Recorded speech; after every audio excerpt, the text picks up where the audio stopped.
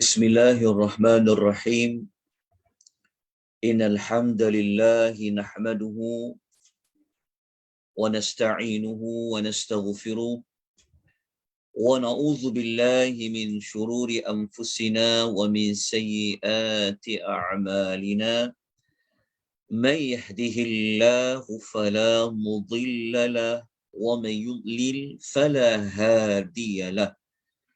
أشهد أن لا إله إلا الله وحده لا شريك له وأشهد أن محمدا عبده ورسوله يا أيها الذين آمنوا اتقوا الله وقولوا قولا سديدا يصلح لكم أعمالكم ويغفر لكم ذنوبكم ومن يطع الله ورسوله فقد فاز فوزا عظيما أما بعد فإن خير الحديث كتاب الله وخير الهدي هدي محمد صلى الله عليه وسلم وشر الأمور محدثاتها فإن كل محدثة بدعة وكل بدعة ضلالة وكل ضلالة في النار. السلام عليكم ورحمة الله وبركاته. Muslimin dan muslimat, tuan-tuan, puan-puan, rahimani wa rahimakumullah. Alhamdulillah, kita bersyukur dengan rasa syukur yang tidak terhingga kita. Banyaknya rasa syukur kita kepada Allah Subhanahu wa taala pada pagi Jumaat ini. Sekali lagi kita dapat bertemu dalam majlis ilmu yang mana kita akan membaca hadis-hadis Nabi sallallahu alaihi wasallam yang telah dihimpunkan oleh Al-Imam An-Nawawi, diletakkan di dalam sebuah kitab, namanya adalah Riyadhus Shalihin. InsyaAllah pada pagi ini kita akan bermula daripada pagi Jumaat ini sehinggalah kepada minggu-minggu yang berikutnya. Kita akan memberikan tumpuan kepada hadis-hadis yang berkaitan dengan ibadat puasa yang berkaitan dengan Ramadan. Dalam Riyadhus Shalihin, ada lebih kurang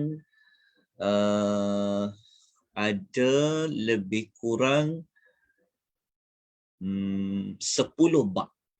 Okey, ada 10 bab berkaitan dengan ibadat di bulan Ramadan. Dalam Riyadhus Shalihin ada 10 bab yang berkaitan dengan ibadat di bulan Ramadan. Ibadat di bulan Ramadan yang dimaksudkan adalah adanya qiyamu Ramadan, iaitu solat tarawih, malam Lailatul Qadar. Ada 2 bab. 8 bab yang berikutnya cerita tentang hukum hakam berpuasa, adab-adab berpuasa.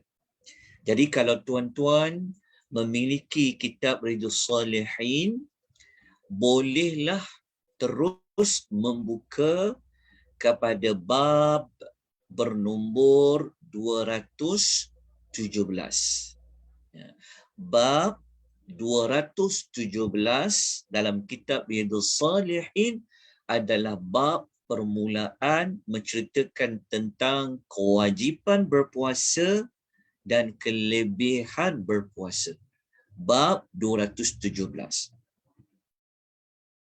Bermula bab 217 sehinggalah bab bernombor 224.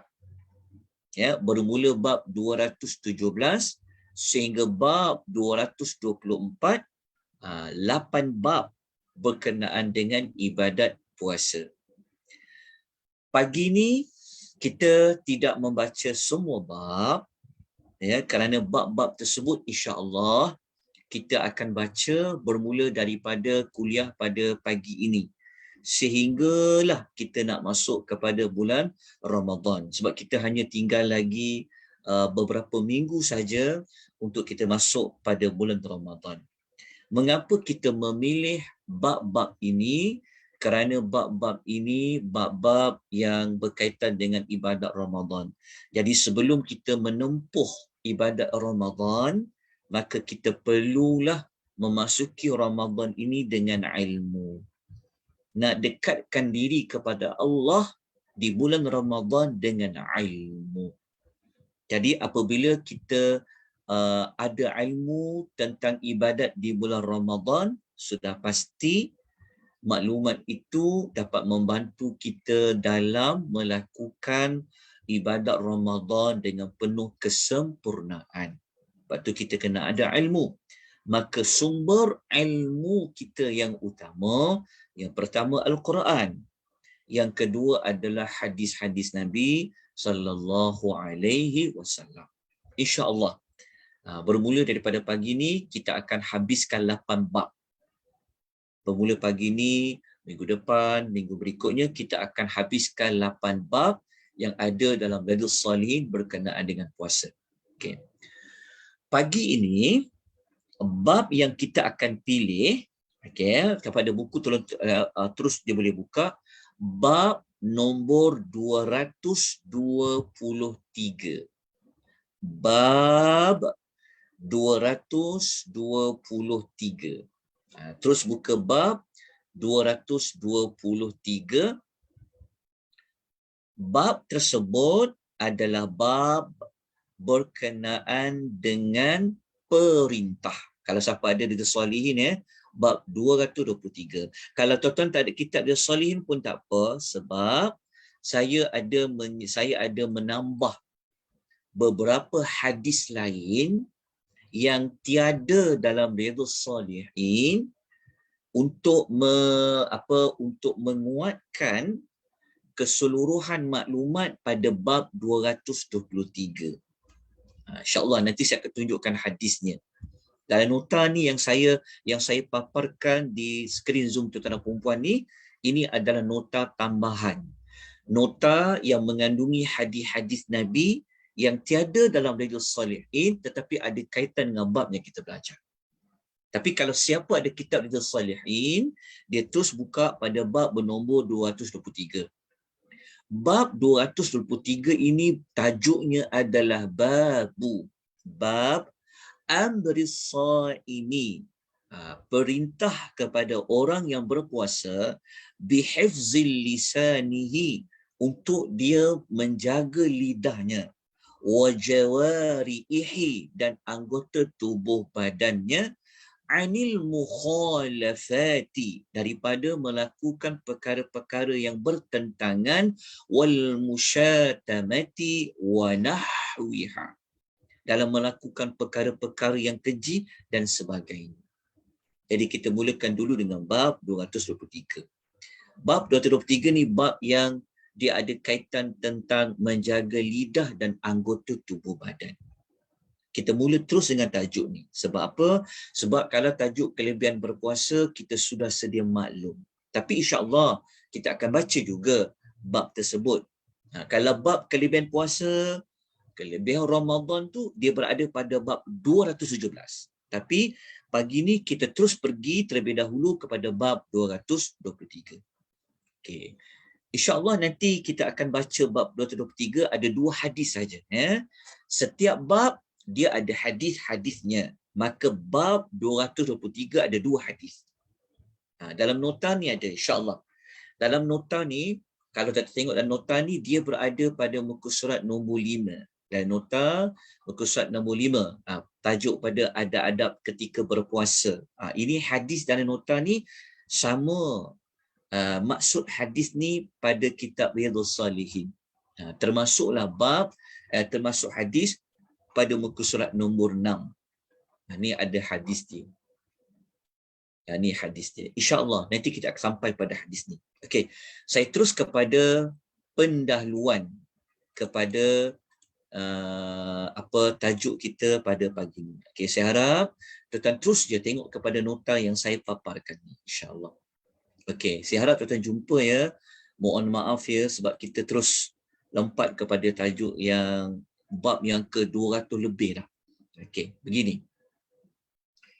Kalau kita lihat kepada hadis yang saya paparkan di Zoom screen tuan-tuan dan puan-puan, okey, kalau suara saya kurang jelas tolong maklumkan ya. Apa saja tolong maklumkan. Tuan-tuan boleh buka audio tuan-tuan, suara tuan-tuan untuk memberikan maklum balas. Baik. Hadis yang kita nak, yang saya sedang paparkan ini adalah hadis yang Allah cerita tentang apakah peristiwa, apakah perkara yang berlaku di bulan Ramadan. Okay. Hadis ini hadis riwayat Al-Imam At-Tirmidzi, yang mana sabda Nabi sallallahu alaihi wasallam, kalau kita baca terus kepada maksud hadis ya. Nanti ada masa saya baca matan hadis tu dalam bahasa Arab tu. Okey, sabda Nabi sallallahu alaihi wasallam yang bermaksud apabila tibanya malam pertama Ramadan. Maksudnya malam Ramadan tu, maksudnya besok tu kita dah mula kena berpuasa, malam tu kita sudah memulakan salat tarawih, pada malam itulah apa yang Allah Ta'ala mengatakan, suffidat asyayatin wa maradatul jin. Syaitan dan jin yang perkasa dirantai. Apabila masuknya Ramadan itu, Allah Ta'ala akan rantai syaitan dan jin-jin. Okay. Kemudian apa lagi berlaku? Pintu-pintu neraka itu ditutup oleh Allah. Apa lagi berlaku? Allah mengatakan dan tidak ada satu pun daripada pintu tersebut yang dibuka oleh Allah di bulan Ramadan. Pintu tu memang Allah Ta'ala tutup, pintu neraka tu. Kan tidak dibuka pintu itu pada bulan-bulan itu. Manakala yang Allah buka seluas-luasnya dan Allah tak tutup pintu itu adalah pintu-pintu syurga. Kenapa bulan Ramadan Allah tutup pintu neraka, Allah buka pintu syurga? Apa yang kita dapat faham daripada hadis ini? Kenapa Allah buka pintu syurga? Allah tak tutup pun pintu syurga tu. Tapi Allah tutup pintu neraka, Allah tak buka pintu neraka tu. Menunjukkan bahawasanya bulan Ramadan, ibadat yang kita lakukan di bulan Ramadan adalah ibadat yang sangat berpotensi untuk kita masuk ke dalam syurga. Jadi Allah tak nak di bulan Ramadan ini kita lepaskan peluang untuk kita masuk ke dalam syurga, sebab neraka tu Allah tutup pintu-pintunya. Oleh kerana itulah dalam hadis ini menyebutkan wa yunani munadin, ada penyeru yang menyeru. Masuk bulan Ramadan tu ada penyeru yang menyeru. Wahai pencari kebaikan. Wahai orang yang nak buat amal soleh. Wahai orang yang nak jadi baik. Muncullah. Lepas tu dikatakan, wahai pelaku kejahatan, berhentilah. Di bulan Ramadan ni disuruh dipanggil. Siapa-siapa yang nak buat baik, siapa nak jadi baik, siapa nak buat amal soleh, okey, muncullah kamu. Siapa-siapa yang nak buat jahat, cukup-cukuplah, berhentilah kamu. Kemudian Nabi SAW mengatakan lagi, dekat sini pentingnya kita nak kaitkan.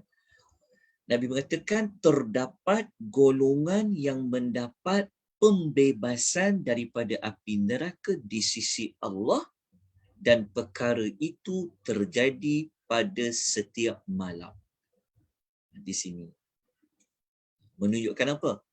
Tiap-tiap malam di bulan Ramadan Allah Ta'ala akan lepaskan. Okay, dia ni calon neraka. Allah keluarkan dia. Dia terkeluar daripada senarai, dibebaskan ia daripada api neraka. Allah nak bebaskan dia. mendapat pembebasan daripada api neraka itu dia berlaku pada setiap malam di bulan Ramadan. Ini menunjukkan bahawa Ramadan dibebaskan daripada neraka bukan pada penghujung Ramadan. Sebab kita kan selalu dengar ada orang kata awal Ramadan ni rahmat, orang kata pertengah Ramadan ni apa, dia kata orang kata awal Ramadan ni rahmat, pertengahan Ramadan ini pembebasan daripada diterima taubat, hujung Ramadan tu bebas daripada api neraka. Sebenarnya tidak begitu. Hadis itu adalah hadis yang dikritik oleh para ulama hadis. Yang sebenar-benarnya awal Ramadan ke, tengah Ramadan ke, hujung Ramadan ke, semua rahmat.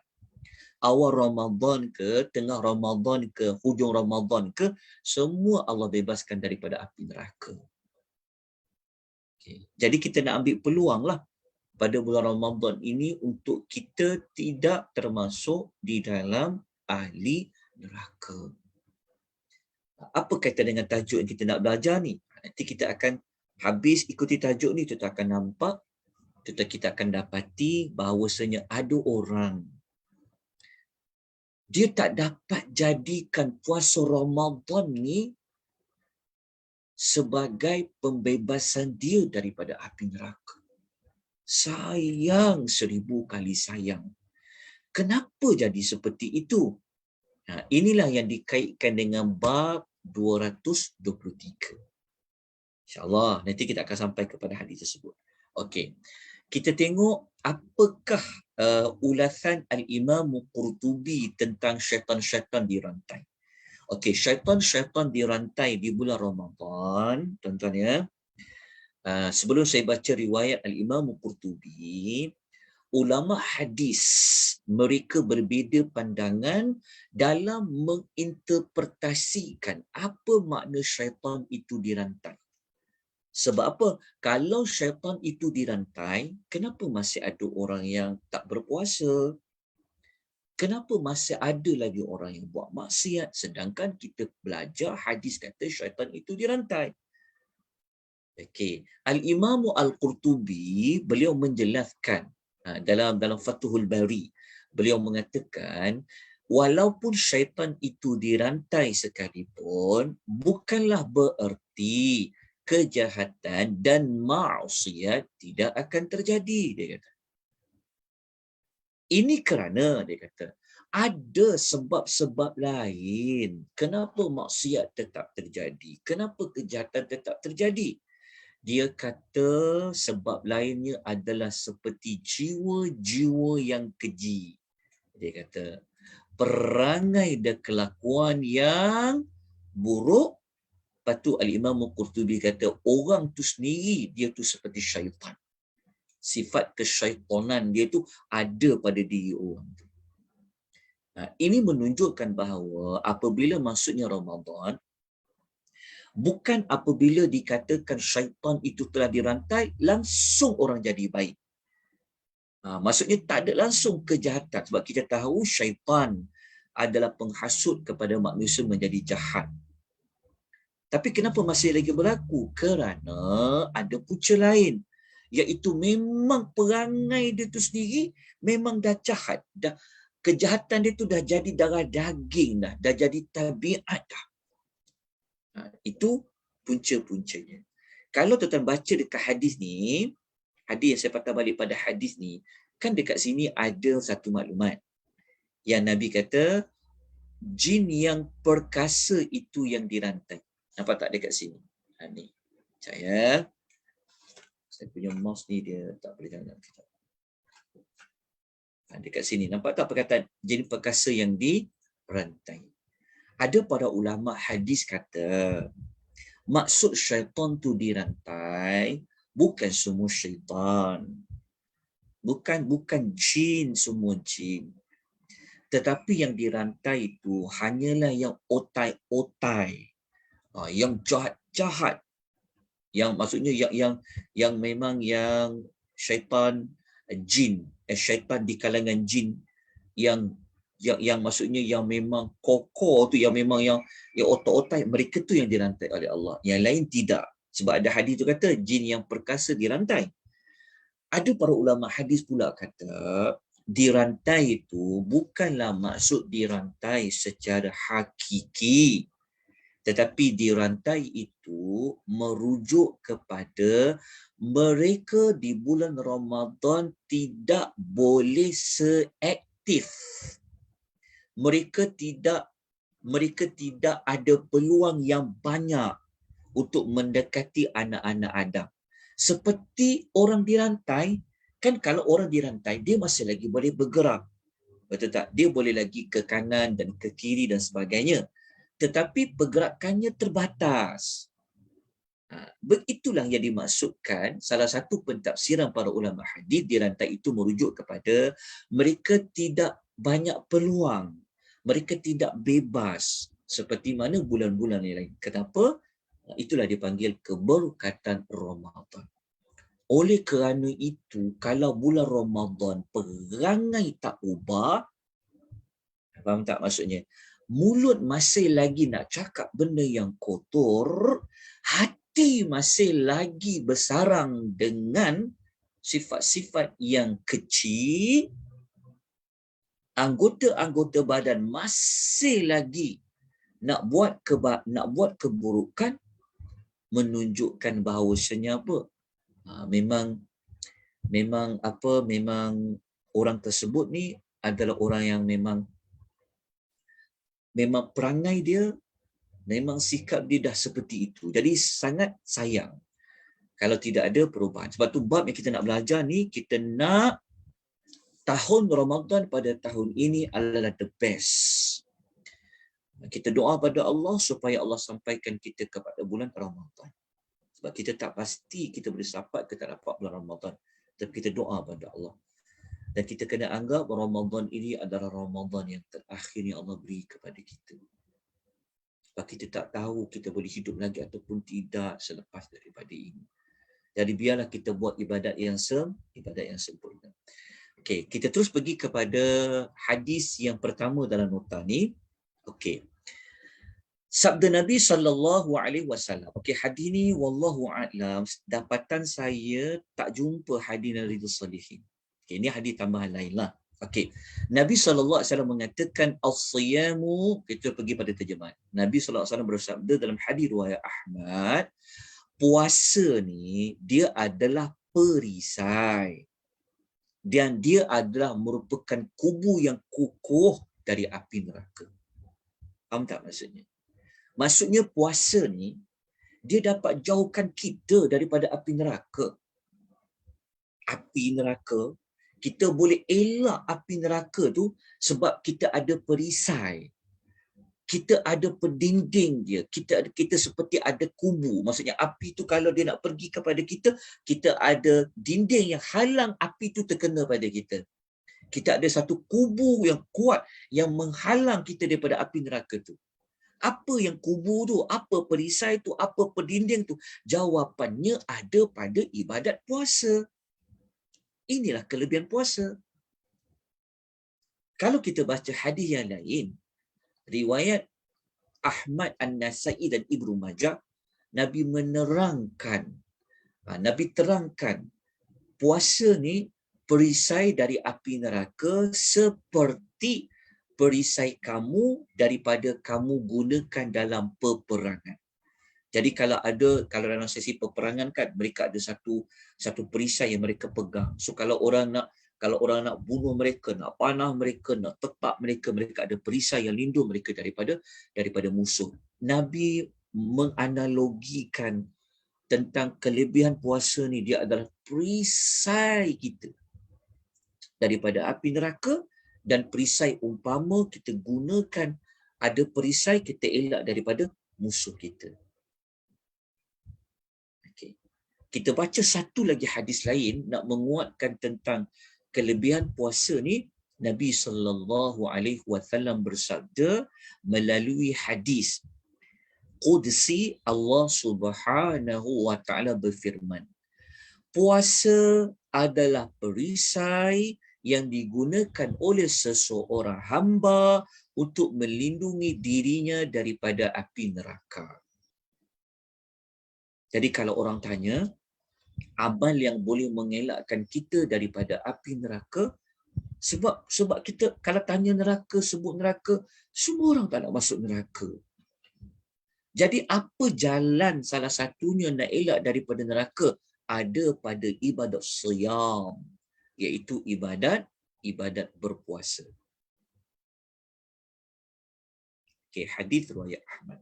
Okay, kita dah tahu dah tadi. So lepas ni kita ingatkan hadis tentang kelebihan puasa. Kelebihan puasa ni dia adalah perisai dan dia boleh jadi kubu yang kuat untuk menghalang kita daripada api neraka. Adakah kita nak lepaskan peluang ini pada ibadat puasa? Tapi ada orang dia puasa tapi kubu dia tak kuat, dia tetap kena api neraka. Dia punya perisai tadi boleh tembus dengan api neraka. Sebab apa? Mungkin dia ada lubang-lubangnya, mungkin benteng dia tak kuat. Kenapa perisai dia ada lubang? Kenapa benteng dia itu tak kukuh? Dia melihat kepada macam mana dia berpuasa. Inilah yang kita nak bincangkan pada bab 223. Sedangkan Nabi bagi tahu berulang-ulang hadis Nabi, puasa perisai daripada api neraka. Okey, kita baca apakah ulasan ulama hadis tentang makna junnah. Junnah ni maksudnya perisai. Junnatun maknanya perisai. Apa sebenarnya yang Nabi nak bagi tahu puasa itu perisai junnah daripada api neraka? Bagaimana boleh seperti itu? Okey, maka Al-Hafiz Ibn Rajab Al-Hambali rahimahullah, beliau mengatakan junnah bermaksud sesuatu yang digunakan untuk seseorang berlindung seperti perisai yang melindunginya daripada pukulan musuh dalam peperangan. Begitu jugalah puasa. Okay.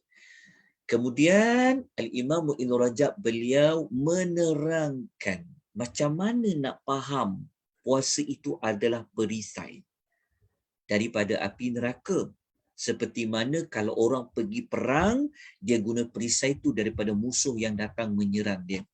Maka Ibn Rajab mengatakan, ia tu maksudnya adalah puasa tu dapat melindungi orang yang berpuasa itu daripada melakukan maksiat di dunia. Faham tak? Macam mana nak jadi perisai daripada api neraka tu, beliau ulas. Okay. Pertama dia kata, puasa yang kita buat betul-betul puasa ni, dia dapat lindung sebenarnya. Dia melindungi orang yang berpuasa tu daripada buat maksiat di dunia ini.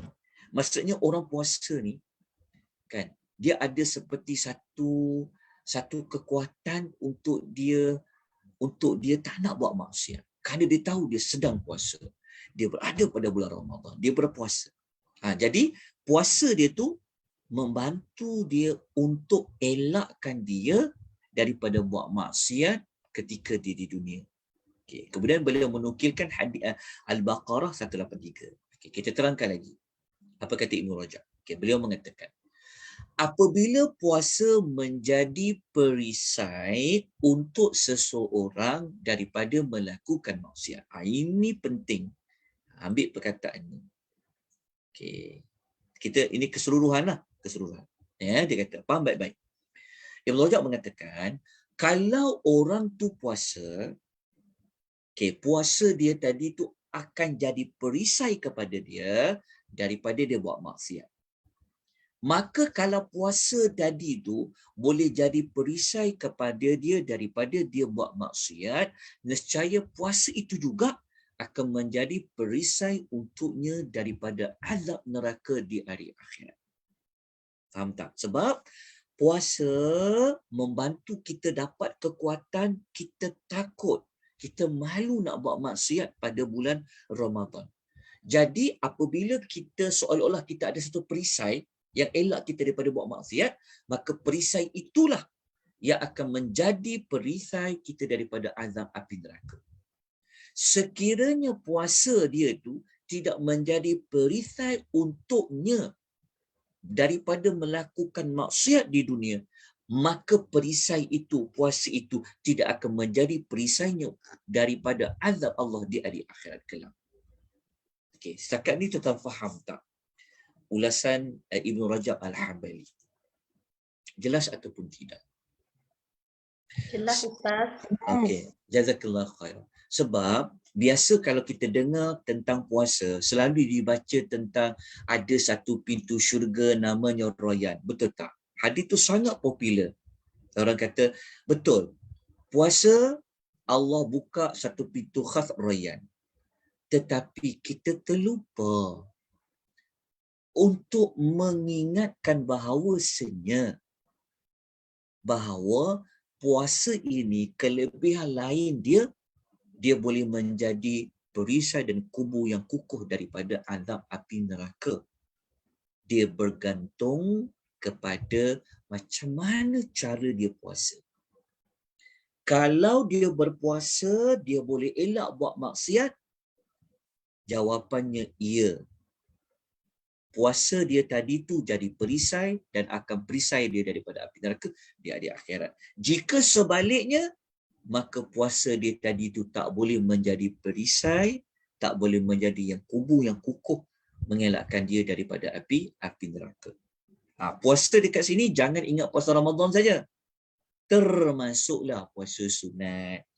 Kalau kerap puasa Isnin Khamis, puasa hari-hari putih, puasa 3 hari setiap bulan, puasa bulan Rejab, bulan Syaban dan sebagainya. Tapi kalau masih lagi boleh terjatuh buat maksiat ni, kan, maka ibadat puasa tu dia tak boleh membina kita daripada elak daripada api neraka. Ini yang kita akan perincikan lagi. Okey, kalau dah jelas, kita sambung lagi hadis lain. Okey. Dalam hadis yang lain ada jawapan kepada yang kita tanya tadi. Kenapa ada orang dia puasa? A puasa, B pun puasa, contoh. Tapi si A ni dia puasa, dia ada kubu yang kuat, kukuh daripada api tadi. Api tu tak kena pada dia. Tetapi ada si B ni dia puasa, tapi api dia tu kadang-kadang dia dapat rasa panas dia. Api tu kadang-kadang tempias kena kepada dia. Bahkan ada orang kubu dia tadi yang dia bina tadi tu boleh roboh. Kalau dia ada perisai tadi, perisai dia tadi tu, kalau perisai tu sepatutnya kalau ada musuh tepak kita dengan pedang, kalau ada panah kita, maksudnya dia tak tembus, kan? Tetapi ada orang perisai dia menjadi tembus, tak kuat, tak kukuh. Kenapa? Kita akan bincang sekejap lagi. Tapi kita tengok dulu, apakah yang Nabi SAW sabdakan? As-siyamu junnatun ma lam yahruqha. Puasa itu adalah perisai selama mana seseorang itu tidak mengoyakkannya. Di sini, selama mana dia tidak koyakkan perisai dia, dia tak rosakkan perisai dia. Maksudnya apa? Dia tak rosakkan puasa dia. Dia tak koyakkan puasa dia. Apa perbuatan yang boleh mengoyakkan, yang boleh merosakkan kubu tadi tu? Baru kita masuk kepada tajuknya. Dekat sini. Okey. Kita tengok apa perosak-perosak puasa tu. Okey, contoh. Kita tengok di sini. Kata sebahagian ulama salaf, ini orang-orang yang terdahulu 300 tahun hijrah yang awal-awal dulu, mereka memberikan contoh apa perbuatan yang boleh mengoyakkan perisai, melubangi tembok-tembok kubu yang kukuh tu. Mereka mengatakan al-ghibatu takhruqus siyama. Perbuatan mengumpat dapat mengoyakkan ibadat puasa. Mengoyakkan ibadat puasa maknanya perisai tadi kuat tak? Perisai dia tu ada lubang-lubang, tidak kukuh. Kenapa? Dia telah lubangi perisai itu dengan perbuatan dia mengumpat. Ini dikaitkan dengan apa? Dikaitkan dia dengan mulut, dengan anggota badan dia yang lain. Lepas tu beliau mengatakan wal istighfaru yarfa'uhu. Sementara istighfar dapat tampal semula mana-mana perisai yang lubang tadi. Kalau kubu kita tu nampak ada lubang, kita boleh simenkan dia balik. Kita boleh tampal dia dengan istighfar. Lepas tu para ulama salaf mengatakan, فَمَنِ اسْتَطَاعَ مِنْكُمْ أَلَّا يَأْتِيَ بِصَوْمٍ مُحَرَّقٍ فَلْيَفْعَلْ. Oleh itu, sesiapa di kalangan kamu yang mampu melakukan puasa yang tidak terkoyak, maka hendaklah dia lakukan. Maknanya para ulama salaf kata, siapa-siapa yang boleh puasa, dia jaga puasa dia sehingga puasa dia tadi tu tidak mengoyakkan perisai dia, tidak melubangi kubu-kubunya itu, maka lakukanlah. Para ulama kata. Para ulama salaf kata, buatlah dia kata. Okey, jelas dekat sini. Jadi kita dah nampak ada satu perkara yang banyak kadang-kadang walaupun dia puasa, tapi mulut dia tak puasa dia. Ada tak orang puasa sunat, rajin puasa sunat, tapi mulut dia still lagi nak cakap benda yang keji. Still lagi nak apa? Cerita pasal orang. Dan sebagainya lah contoh. Okey. Kita tengok apa kata Ibnu Al-Munkadir rahimahullah. Beliau mengatakan, "As-saimu idza ghutaba khuriqa wa idza istaghfara ruqi'a." Apabila orang yang berpuasa itu dia mengumpat, dia telah mengoyak puasanya. Apabila dia beristighfar, dia menampalnya semula.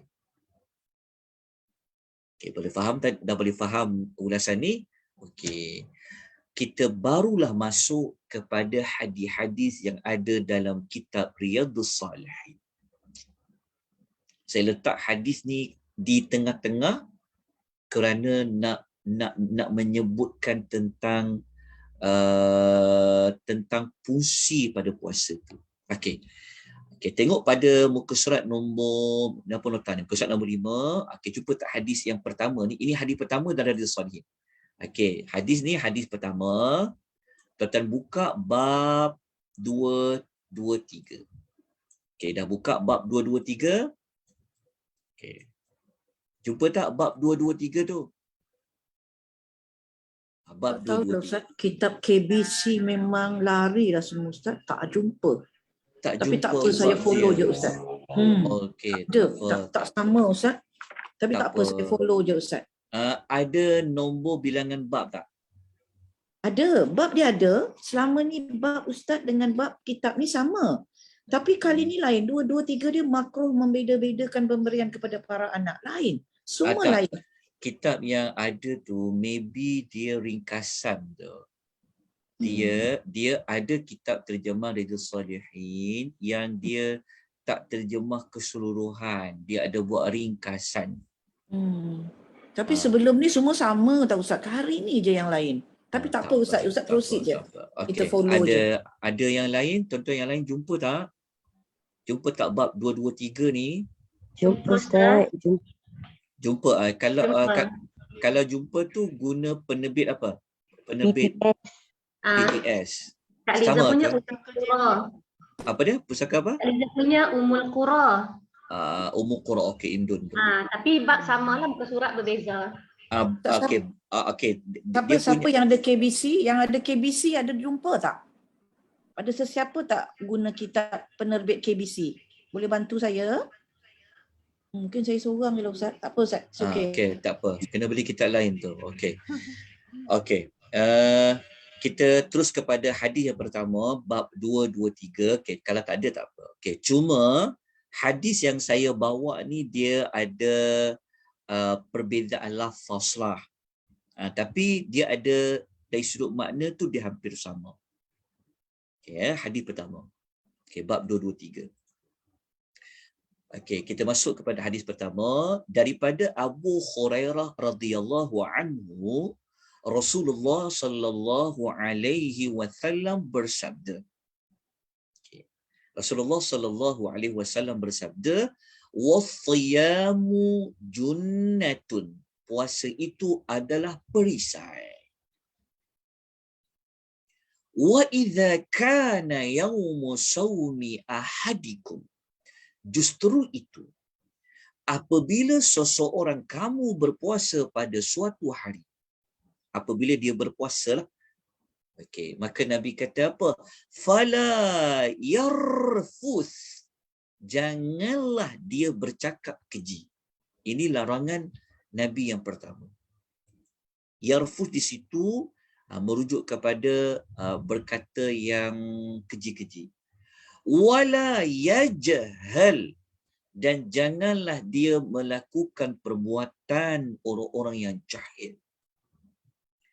Okey, dalam Riyadhus Salihin dia bawa lafaz, bukan, dia ada beza kat sini. Dan nota saya bawa dia punya lafaz wala yajhal. Tapi dalam Riyadhus Salihin dia bawa lafaz lain, wala yaskhab. Wala yaskhab maksudnya janganlah dia nak bergaduh, jangan dia meninggi-ninggikan suara dia, menengking, menjerit ke sana dan kemari. Itu makna wala yashab. Okey, siapa yang ada di Salihin seperti yang saya sebut wala yashab tadi, boleh bantu saya diterjemahkan apa dekat situ? Jangan berteriak-teriak dia tulis. Jangan bergaduh. Okey. Kalau yang lain? Sama Ustaz, jangan bergaduh. Jangan bergaduh. Gaduh tu maksudnya jangan teriak, jangan bergaduh, kan? Okey. Kalau dekat dalam ni dia guna wala yajhal. Jangan buat perbuatan orang jahil. Macam itulah. Kan? Buatan orang bulan puasa nak gaduh. Itu tak betul tu. Apa saja perbuatan orang-orang yang jahil. Nabi sebut ada dua larangan. Okey. Lepas tu Nabi mengajar kepada kita tentang fa'inimru'un sabbahu. Jika seseorang itu mencacinya, okey, maka hendaklah dia berkata. Okey, kalau dalam Salihin dia ada penambahan. Dia selepas sabbahu ni dia ada satu lagi statement lain. Dia ada macam dia kata au qatalahu. Okey, dia ada macam ada satu lagi lafaz qatalahu. Okey, boleh bantu saya terjemahkan dari Sali diterjemah apa dekat situ? Cuba baca. Fa ini ru'un sabbahu ahadun au qatalahu. Okey, bantu saya terjemahkan. Apabila seseorang mencelanya atau mengajak berkelahi, itu, maka katakanlah apa tu sungguhnya aku sedang berpuasa. Okey, qatalahu tu maksudnya kelahilah.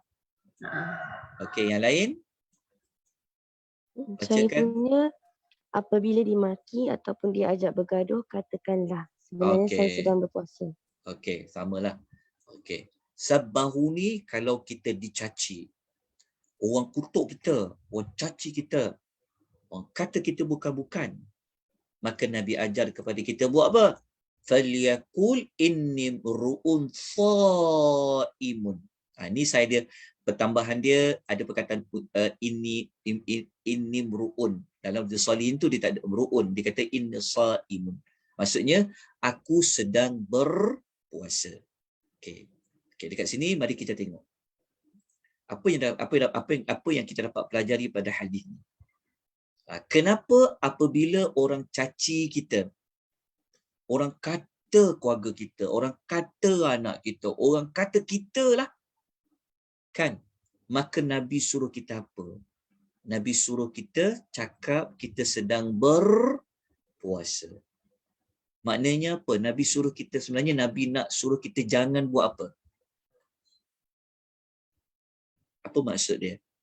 Kalau kita faham pada hadis ni. Maknanya Nabi nak kita jangan layan orang tu. Jangan balas. Jangan ucap balik seperti mana apa yang dia caci. Jangan. Nabi tak bagi. Sebab apa? Sebab kita sedang berpuasa. Okey, kita tengok ulasan para ulama hadis. Okay. Kalau kita baca ulasan Al-Imam Nawawi dalam syarah syarah Sahih Muslim, beliau kata macam ni. Tengok ya, dia kata, saya terus pada terjemah. Dia kata, ketahuilah, dia kata, larangan mengucapkan kata-kata yang kotor, bertindak bodoh, berkelahi dan menghina orang tidaklah dikhususkan hanya kepada orang yang puasa saja.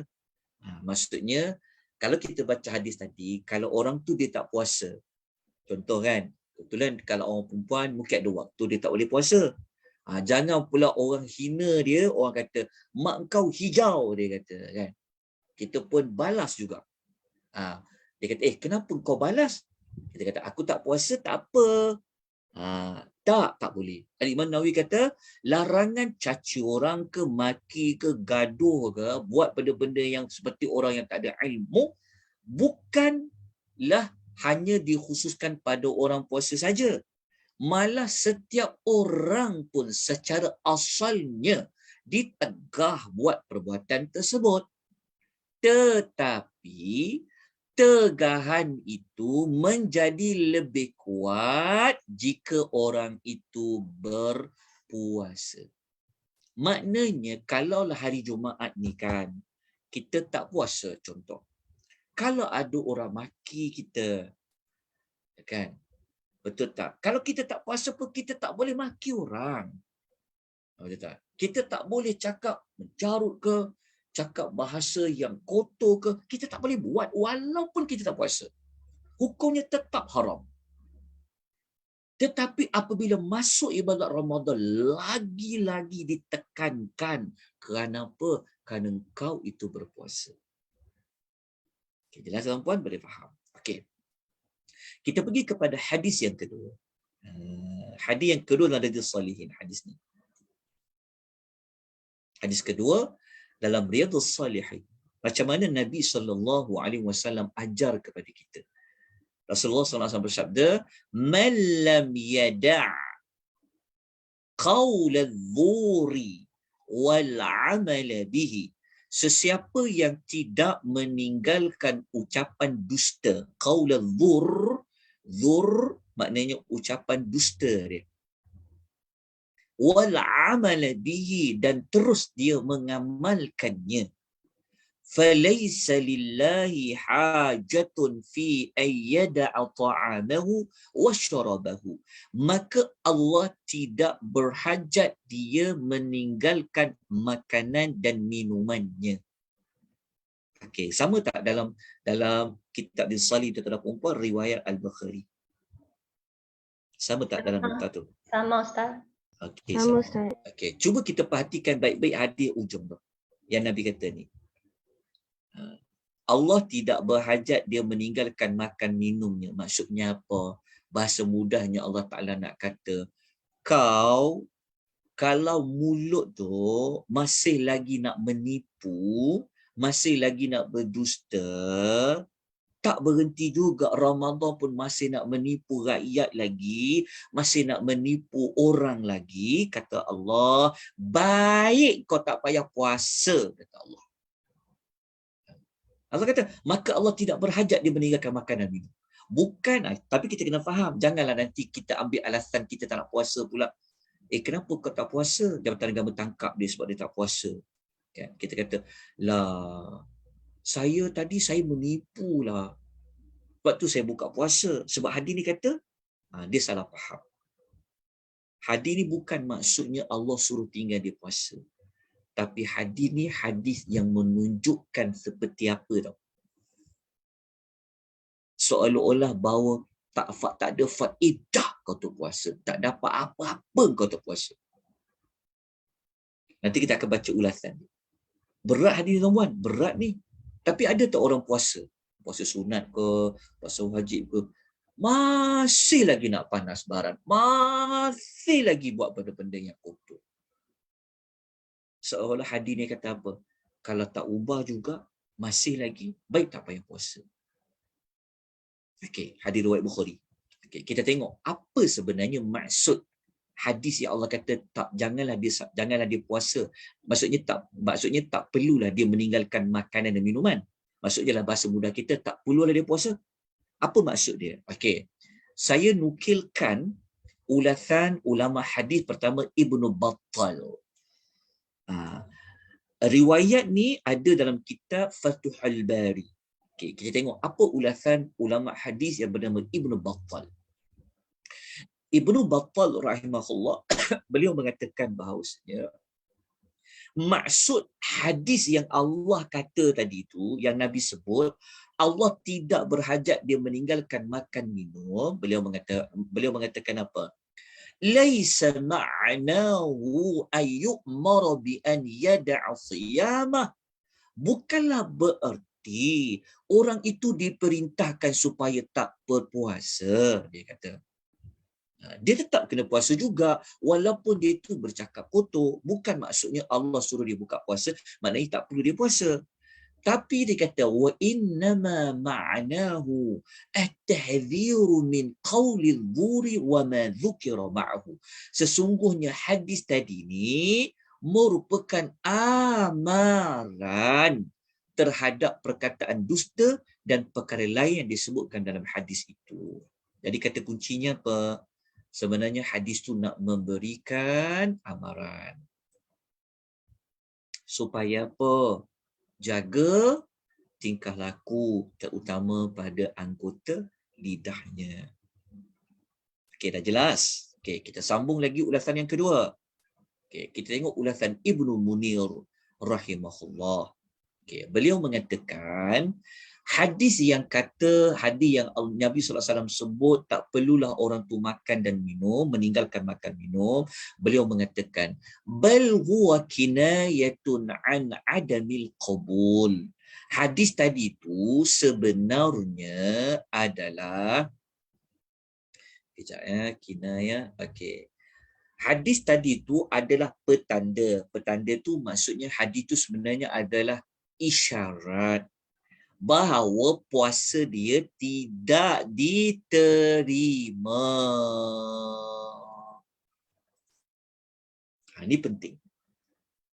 Maksud dia, kenapa Allah kata kalau masih lagi mulut tu nak berbohong ketika berpuasa, baik tak payah puasa. Maknanya apa? Nak memberitahu kepada kita bahawa puasa kau letih je puasa. Kau letih tak makan, kau letih tak minum, tapi kau tak dapat pada pahala puasa. Lepas tu, tercemar puasa itu dengan perbohongan yang dilakukan. Okey, beliau mengatakan apa? Beliau mengatakan bahawa puasa yang bebas daripada semua unsur-unsur yang tidak baik saja yang akan diterima oleh Allah Subhanahu wa taala. Sebab itu, tengok sebab itu kalau puasa perangai tak ubah, kelakuan tak ubah, tak jadi lebih baik diri dengan Allah, ada sesuatu bermasalah pada ibadat puasa tu. Mesti ada masalah. Antara masalahnya puasa tu, puasa je lah, tak makan, tak minum. Tapi pahala Allah tak bagi. Dia tidak diterima, ibadat tu naik ke langit. Sebab apa? Sebab banyak sangat kekurangannya. Mulut tak boleh juga nak jaga. Yang Allah hanya terima puasa-puasa yang bebas daripada unsur-unsur tersebut. Okey, kita baca lagi ulasan yang ketiga oleh ulama bernama Ibnul Arabi. Beliau mengatakan hadis ini telah menunjukkan, bagi tahu kepada kita, sesungguhnya siapa yang melakukan perbuatan dalam hadis tersebut, dia tidak akan memperolehi pahala puasanya. Okey. Dia takkan dapat pahala puasanya. Pahala puasa dia tadi sepatutnya dia dapat pahala puasa sebab dia puasa. Tapi kenapa dia tak dapat pahala puasa? Kerana dosa dia lebih banyak. Dosanya telah mendominasikan pahala dia. Faham tak maksudnya? Kenapa dia tak dapat pahala puasa? Dia tak makan, dia tak minum. Dia kata, ya, anda berpuasa tu dapat pahala. Tapi dalam masa yang sama, kenapa buat dosa ni? Kenapa buat dosa tu? Dosa yang kamu buat itu tak boleh lawan dengan pahala puasa kamu, menyebabkan seolah-olah kamu tak dapat pahala puasa. Okay. Jelas saudara perempuan tentang hadis ni? Okey, ada persoalan. Habislah 2 hadis dalam bab 223 tu dalam Riyadhus Shalihin. Selesailah. Bab 223. Okey. Meh kita sambung lagi. Okey. Macam mana kita nak buat? Lepas tu hati-hati ya kalau tuan berpuasa ya. Hati-hati. Kalau kita semua berpuasa kena hati-hati. Kita dah kena kawal lah. Kalau kita sangat cepat bagal Ramadan, kena kuat. Sabar. Kalau sebelum ni kita asyik menjerit, tolong, bebelkan anak sana dan sini, Ramadan ni, puasa ni, kalau kita puasa ni, kita kena belajar. Belajar, kurangkan. Kalau kita ni cepat nak beradang, cepat nak apa, Ramadan puasa ni, moga-moga dapat didik kita seperti itu. Okey. Tuan-tuan, boleh saya teruskan sikit lagi?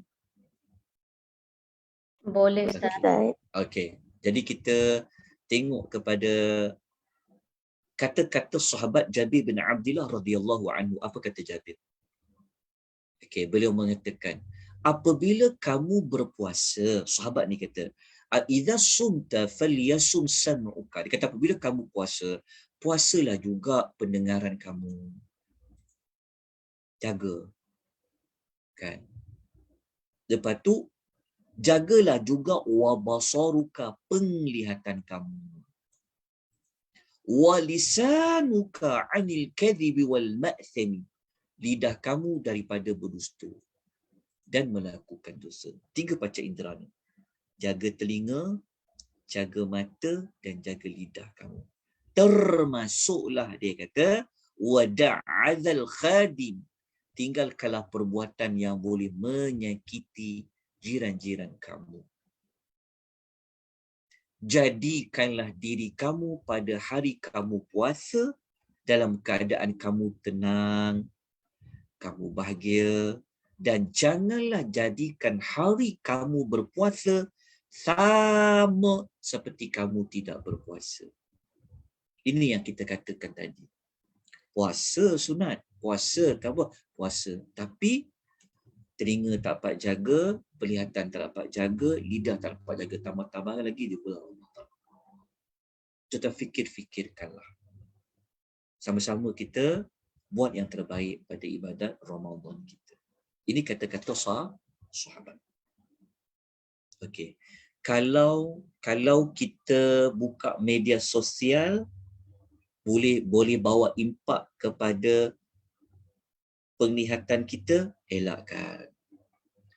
Kalau TV, kalau radio, kalau apa saja media sosial kita, media cetak, apa semua, kalau dia boleh bawa kesan kepada pendengaran kita, penglihatan kita, elakkan. Okay. Kita baca dengan hadis lain pula. Hadis ni kita nak kuatkan lagi tentang kenapa sampai Nabi suruh kita tak balas kalau orang caci dan maki kita. Nabi menerangkan hakikat puasa yang sebenar-benarnya. Nabi mengatakan laisa siyamu minal akli wasyurbi. Nabi kata puasa tu bukanlah hanya menahan diri dari tak makan, dari tak minum sahaja, kata Nabi. Namun puasa itu menahan diri dari perbuatan sia-sia dan perbuatan keji. Lepas tu Nabi pun menyebutkan perbezaan orang berpuasa dan apa yang perlu dilakukan pada puasa tu. Bukan hanya tak makan, tak minum saja. Nabi bagi contoh, jika ada seseorang memakimu atau membodohkanmu, maka katakanlah kepadanya, aku sedang berpuasa. Hadis riwayat Al-Hakim. Ni penting. Statement ni penting. Daripada Nabi SAW. Jadi kita kena didik zuriat kita, anak-anak kita, ahli keluarga kita, rakan-rakan kita. Kita kena ajar pada dia. Puasa ni nak, bukan je kau tak makan, kau tak minum siang hari nak. Tapi mata kena jaga nak, telinga kena jaga. Tengok anak bergaduh dengan adik-beradik, contohlah kan, tegur, ajar mereka. Puasa kan? Puasa tak boleh gaduh. Macam tu. Jadi lama-lama dia faham, oh puasa sebenar-benarnya ni bukanlah hanya tak makan, bukan hanya tak minum, tetapi tak boleh bergaduh dan sebagainya. Okey, kita tengok kata-kata para ulama lain. Kata Anas bin Malik radhiyallahu anhu, beliau mengatakan iza ghutaba shaimu aftara. Apabila orang tu berpuasa dia mengumpat, dia telah berbuka. Apa maksud dia? Apabila dia puasa, dia mengumpat, sebenarnya dia telah berbuka puasa. Bukanlah maksudnya dia boleh berbuka, tak. Tetapi seolah-olah dia seperti orang yang tak berpuasa. Abu Dzar radhiyallahu anhu telah mengatakan, dia kata, "Idza sumta fataqaffaf ma mastata'ta." Apabila kamu berpuasa, peliharalah apa yang termampu. Peliharalah mata, telinga, pendengaran.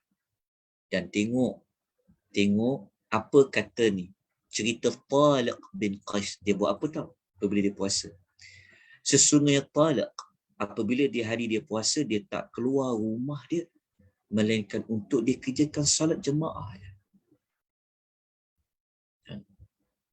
Macam mana? Tapi kita puasa ke tak puasa ke sama juga. Kita tak indah dah apa yang ada depan mata kita. Kita sebut kita tu termasuk saya lah. Sebab tu apabila berpuasa, dikurangkan untuk keluar. Kerana apabila kita keluar tanpa ada keperluan, akan menyebabkan kita telah melihat sesuatu. Kita telah terfikir sesuatu. Kita telah mendengar sesuatu. Sebab orang dulu ni dia baik. Dia makin puasa makin jadi baik, makin jadi bagus. Sebab cara puasa mereka. Okey. Jadi kita tengok kesan dosa terhadap amalan puasa. Dekat sini yang Nabi SAW menjelaskan dengan lebih terang. Kalau penglihatan tak boleh jaga, terutama pada lidah, terutama pada anggota badan. Kan? Bulan Ramadan masih lagi nak sangka buruk pada orang, masih lagi nak buka aib orang. Ramadan masih lagi nak cari kesalahan-kesalahan orang. Bulan Ramadan masih lagi boleh bergaduh adik-beradik. Bulan Ramadan masih lagi nak bermasam muka. Masih lagi sekian-sekian. Maka Nabi SAW mengatakan, rubba thaimin hadzahu min siyamihil ju'i wal 'atash. Alangkah ramainya orang puasa, namun bahagian yang dia dapat dari puasanya hanyalah lapar dan dahaga saja. Nabi kata apa? Ramai orang yang berpuasa. Kesian, kata Nabi. Ramai orang puasa. Puasa tu maksudnya dia tak makan, dia tak minum di siang hari. Tapi dalam buku amal dia tak dapat pada kelebihan-kelebihan dia berpuasa tadi. Dia cuma dapat, dia dah tunaikan kewajipan dia puasa saja. Tapi pahala-pahala lain Allah Ta'ala tak beri pada dia. Dia hanya dapat lapar, tertulis dia tu hanya tak makan, tak minum. Tapi pahala dia ada? Tak ada. Yang ada kita bimbang dosa pula di bulan Ramadan. Bukan kita maksum, kita kena faham. Tak ada kita ni orang biasa. Betul tak? Kita bukan maksum. Tapi kita cuba sedaya upaya untuk jaga. Sebab kita letih-letih puasa tiba-tiba nanti kita bertemu dengan Allah di hari akhirat. Puasa kita tak boleh defend kita daripada azab kubur. Puasa kita tak boleh jauhkan kita daripada api neraka. Bahkan kita tak jumpa pintu-pintu syurga sedangkan ada satu pintu bagi orang yang berpuasa. Na'udzubillah. Lepas tu kita kena belajar betul-betul, baiki betul-betul puasa kita. Puasa seperti mana yang puasa Nabi SAW sebelum kita bertemu dengan Ramadan. Okey, dah habis tentang maklumat ni.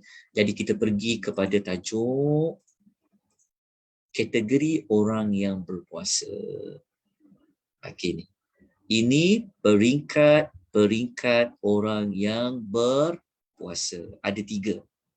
Okey, maklumat ni tuan-puan tak ada dalam Riyadhus Shalihin, tapi saya ambil dalam kitab ringkasan kitab Ihya Ulumuddin karangan Al-Imamu Jamaluddin Muhammad Al-Qasimi. Okey, Syekh Jamaluddin Al-Qasimi ni dia ada meringkaskan kitab Ihya Ulumuddin.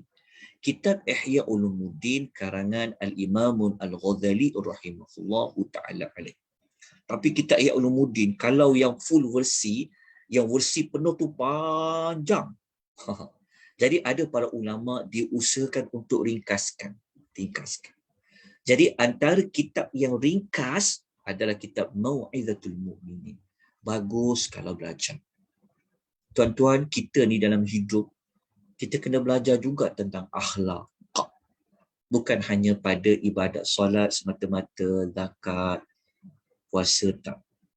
Tapi ada kala kan kita kena belajar bab-bab penyucian hati ni. Bab akhlak. Jadi puasa ni pun sebenarnya kata Imam Ghazali ada dia punya peringkat dia. Beliau menyebut ada 3 peringkat.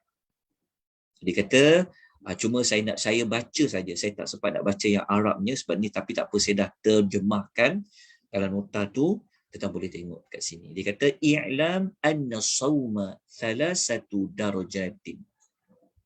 Beliau mengatakan, ketahuilah sesungguhnya terdapat 3 tingkatan orang yang berpuasa. Dia kata tingkatan, dia kata 3 jenis orang puasa tu. Dia kata yang pertama puasa umum. Dia kata kategori pertama orang puasa tu puasa umum. Tuliskan dekat sini, puasa umum. Nombor 1 puasa umum. Yang kedua, kategori yang kedua puasa khusus.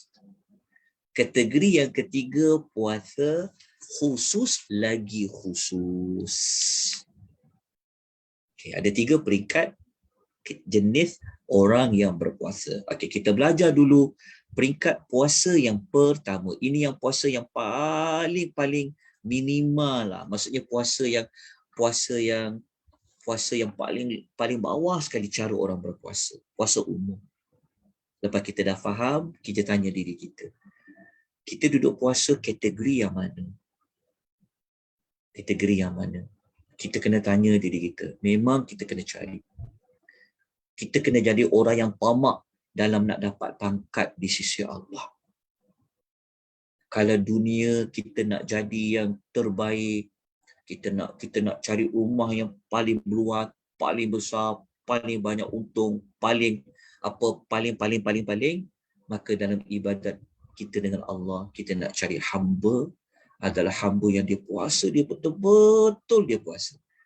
Maka kita pergi dulu kategori yang paling bawah sekali adalah puasa umum. Puasa umum ni apa dah?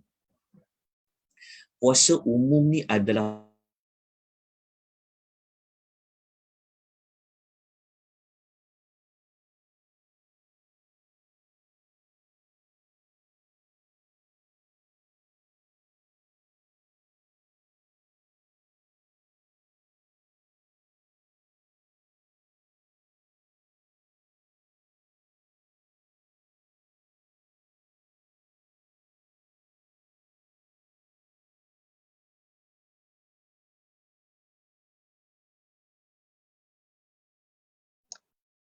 Ustaz tak dengar.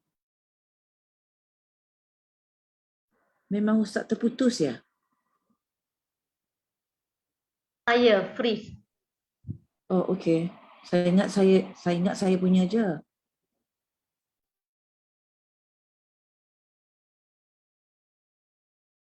Saya tuan-tuan perempuan, maaf saya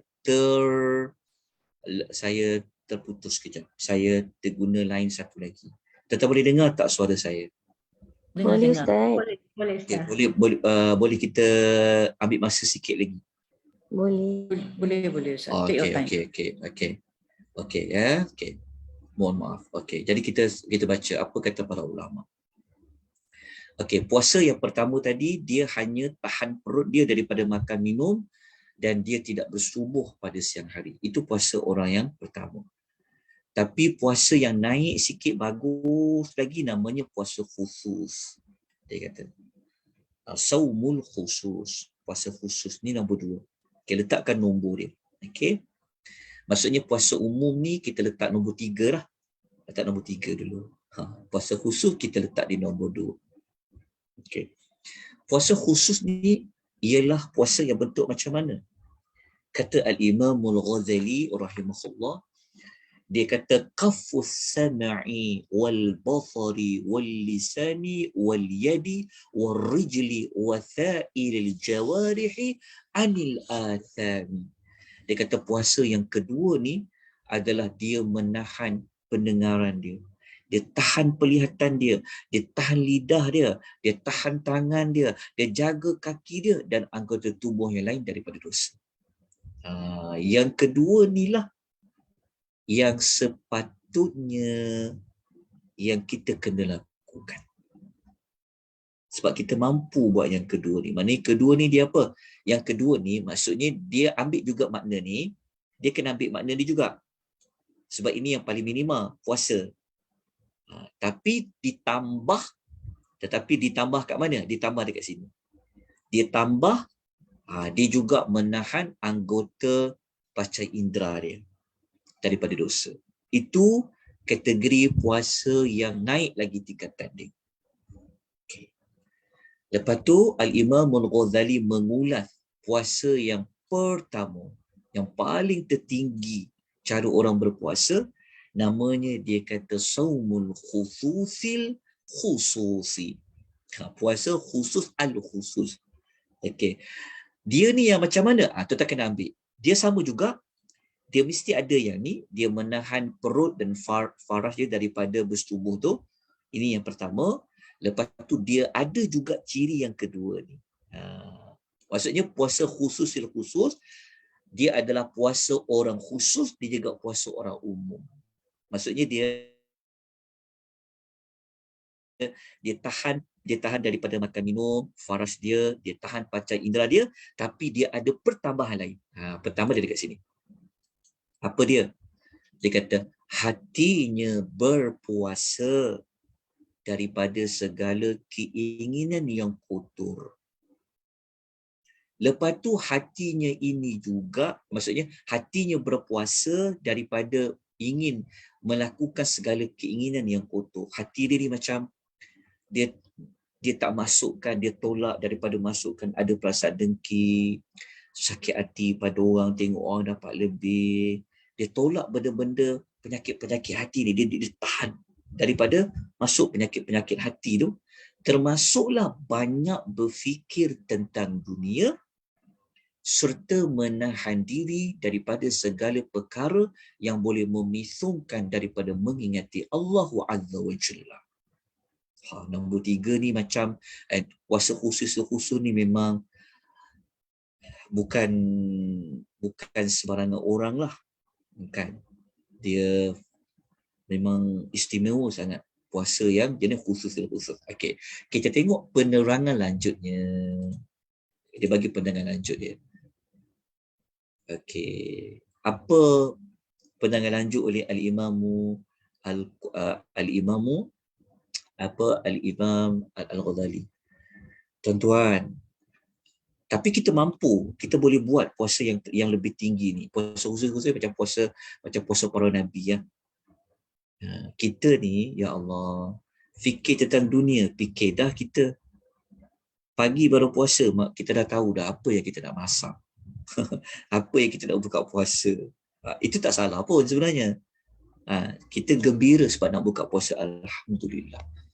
Tapi orang dulu ni mereka lain, kan? Dia fikir ibadat tu macam beza lah, macam kita ni berbeza. Tapi kita boleh dapat, kalau puasa khusus ni insya-Allah kita boleh dapat, dan ini yang kita kehendaki berdasarkan hadis kita belajar tadi. Okey, mari kita tengok apa lagi ulasan Al-Imam Al-Ghazali.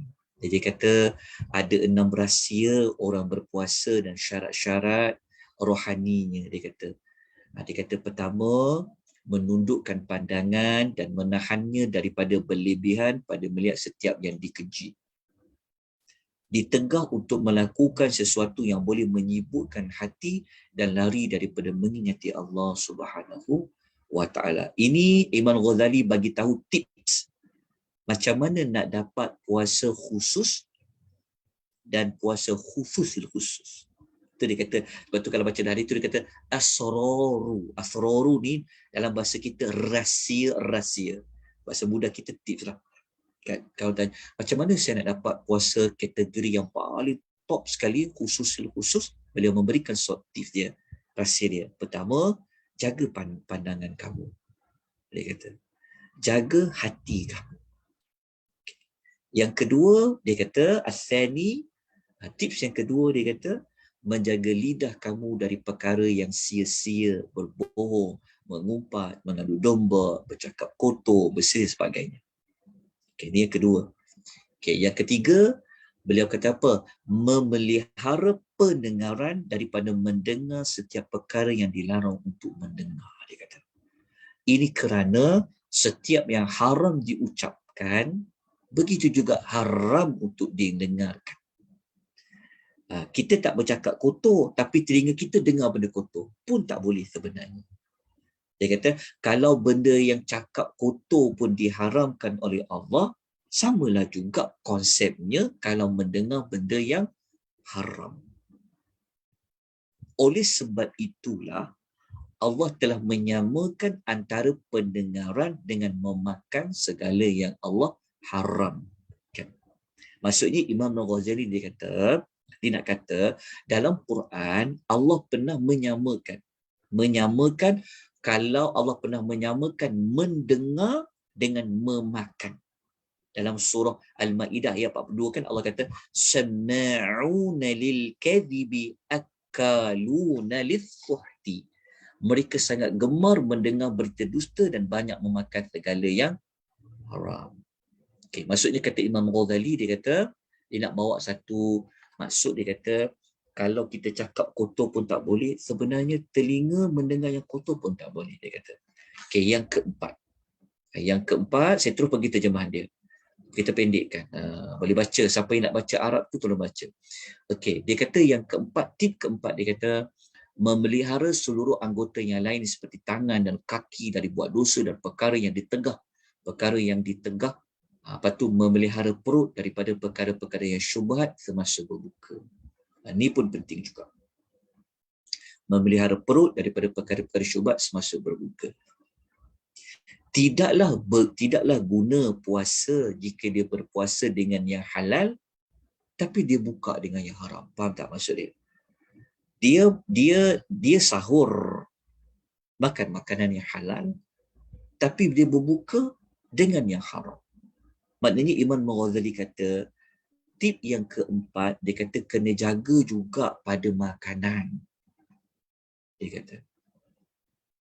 Jelas ya? Okey. Kemudian dia kata dekat sini. Okey. Ni boleh bacalah. Okey, yang kelima, beliau mengatakan, dia kata ini yang kelima. Kelima ni dia bagi tahu. Tip yang kelima dia kata janganlah seseorang membanyakkan makanan yang halal dimakan semasa dia berbuka sehingga menyebabkan dia terlampau kenyang. Sayangkan, betul tak? Kita puasa tu dah baik dah. Tapi ketika kita berbuka kan, kita melampau-lampau batasan ketika berbuka. Dia melampau-lampau batasan ketika berbuka ni pun dah termasuk dalam perbuatan berdosa. Jadi sayang dia kata. Dia kata kalau dia kata waktu buka puasa tu jangan nak melampau-lampau dia kata. sehingga menyebabkan dia terlalu kenyang. Okey. Kemudian dia ulaslah dia punya Imam Ghazali dia ulaskan tentang bab makanan ni. Sebab apa? Sebab kita tahu ada dalam hadis Nabi yang Nabi kata tiada bekas yang paling dibenci oleh Allah melainkan perut. Perut ni kalau boleh sumbat dia jadi macam bekas kan.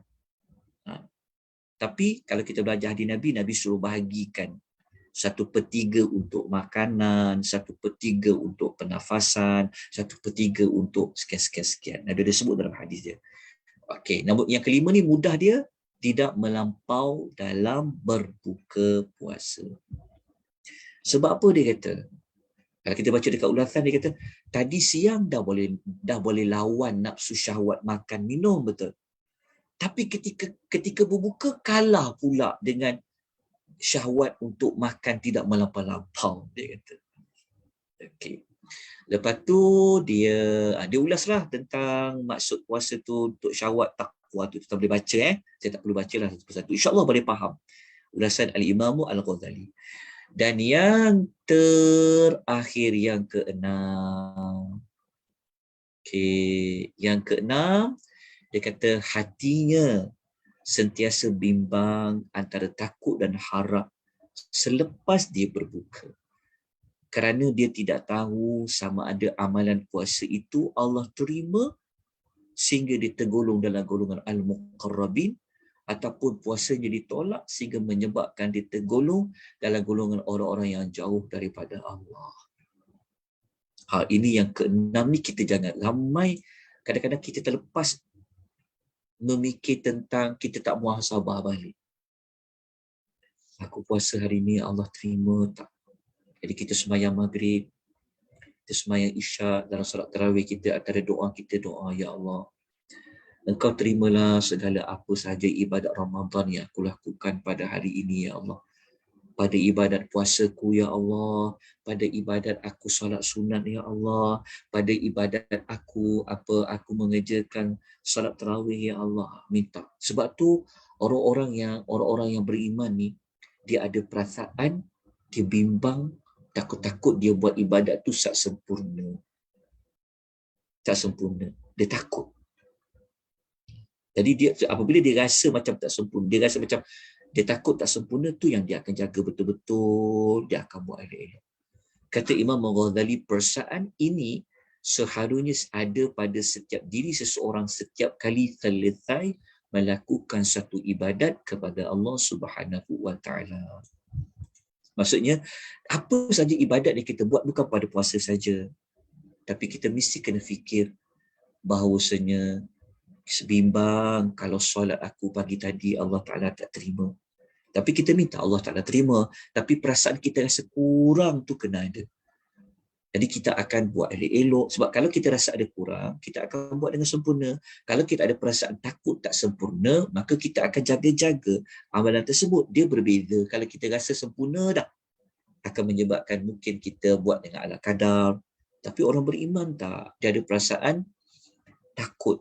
Antara bimbang dan takut, antara takut dan haraplah.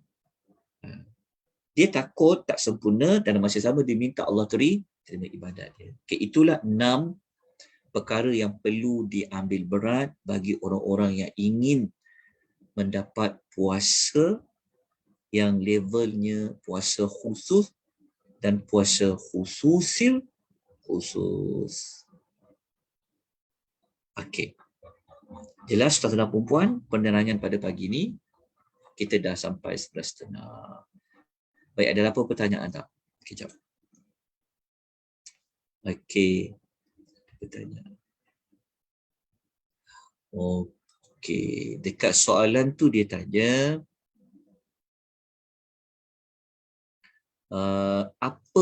apakah istighfar boleh menampak dosa mengumpat? Adakah istighfar tersebut terhapus, mengumpat tersebut terhapus dan kita akan dapat pahala puasa semula? Okey.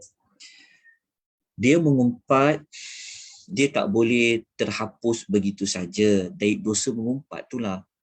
Itu kita kena masuk kepada taubat nasuha. Tetapi pahala puasa kita tu moga-moga kalau kita dah istighfar, kan pahala kita tu tak habis semua. Mungkin Allah Ta'ala terima balik. Tu kita dua maksud tadi tu. Kalau kita mengumpatkan contoh pahala kita dah berkurang, sepatutnya 100%. Tapi sebab kita mengumpat, pahala kita dah kurang jadi 70%.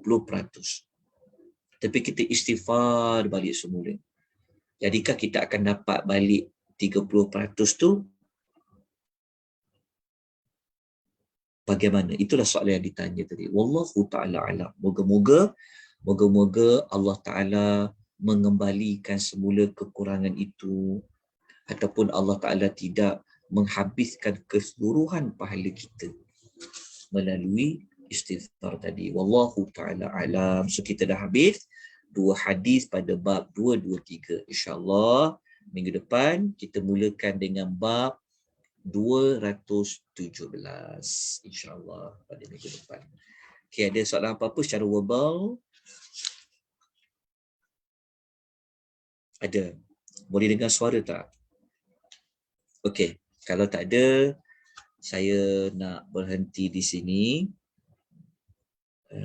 Kita jumpa insya-Allah pada minggu depan. Namun begitu, tanda kita mensyukuri atas nikmat kita dapat belajar pada pagi ini kepada Allah Subhanahu Wa Taala. Jadi kita kena ucapkan terima kasih kita kepada anjuran Hisanin Kalori Resources, okey, yang diuruskan oleh Datuk Nurul. Kita ucapkan jazakumullahu khaira kepada Datuk Nurul sekeluarga di atas penganjuran majlis ilmu kita pada pagi ini. Semoga Allah sentiasa melapangkan dada,